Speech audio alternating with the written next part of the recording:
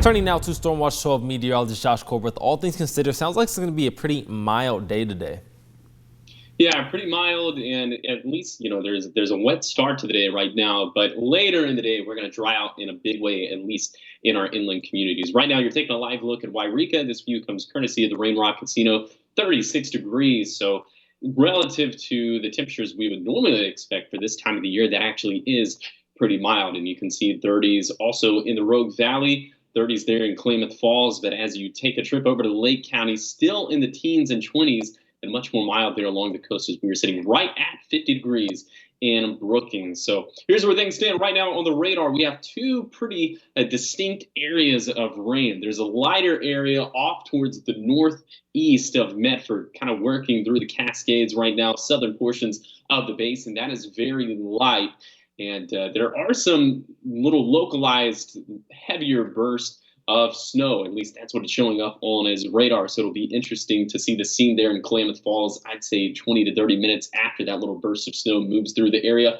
Also, we're looking at another distinct area of rain that is currently working its way onto the coast right now. That looks a little bit heavier. So right now, if you're watching us in Brookings, if you're about to head out the door, going to work or going to school, just be mindful of that as we have some heavier rain working through the area right now. So we'll time all this out with Stormcast, and the showers will be a little bit more apt to hang around the coast throughout the course of the morning. But then as we head into the afternoon, I think most of it begins to dissipate. And I think really the clouds begin to break apart in our inland communities. It's not that big of a stretch to say that we'll see some sunshine towards the later parts of the afternoon. Clouds do begin to build in overnight ahead of a much weaker system that'll move through here on Tuesday. We're not expecting big time rainfall amounts at all from this system that's moving through today.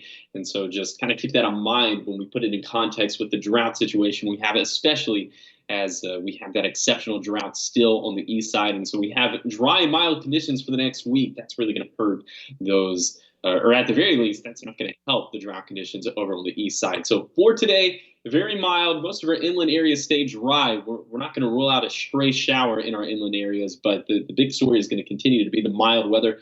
50s and 40s in our west side valleys, 40s and 30s on the east side, 50s there along the coast. And for tonight, clouds begin to build in ahead of that system on Tuesday. But the other big story for tonight is going to be the fog that fills into the Rogue Valley. Could be in the form of freezing fog. And we continue to stay dry over the next 7 days. Unfortunately, bad news for the drought.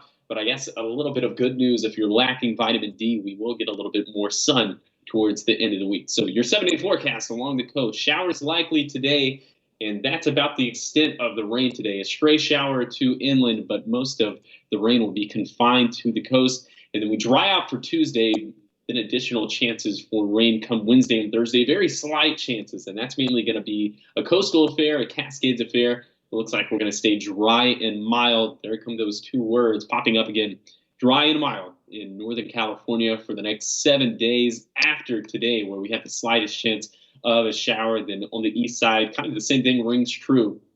Mild conditions for the next 7 days.